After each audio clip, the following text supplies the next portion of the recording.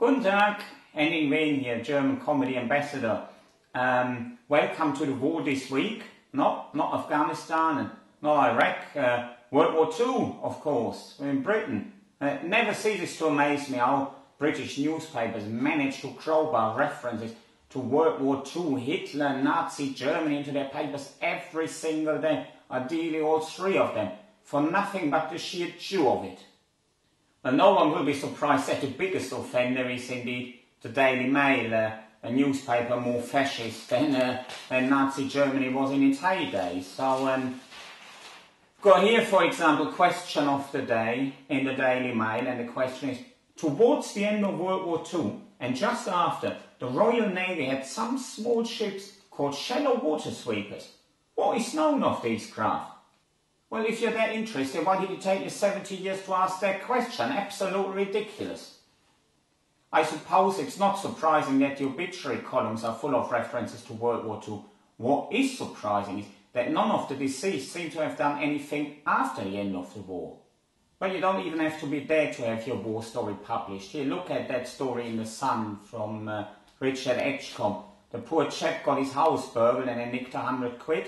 And that will obviously otherwise only be one for the crime statistics, but this is newsworthy because poor chap served some time at Colditz Castle during the war, and well, what a perfect opportunity to run a double-page spread about Colditz Castle under the pretense of being interested in the poor chap's well-being.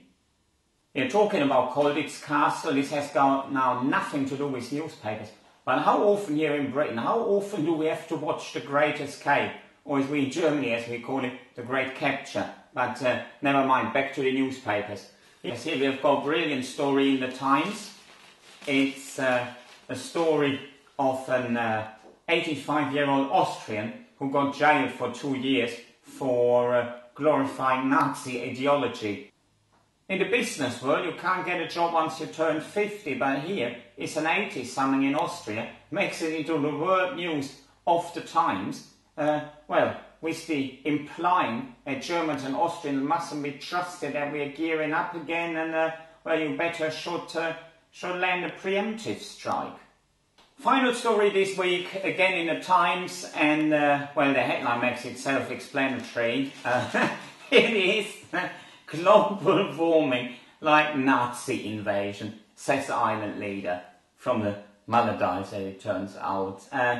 Yeah, I don't know how we can compare one to the other, but global warming, we will continue to spray goodwill just in order to bloody drown the Dutch. Well, that was the war this week. See you again soon. And I haven't even mentioned Bernie Ecclestone or Max Mosley yet. Henning Wehn here. See you soon. Wiedersehen.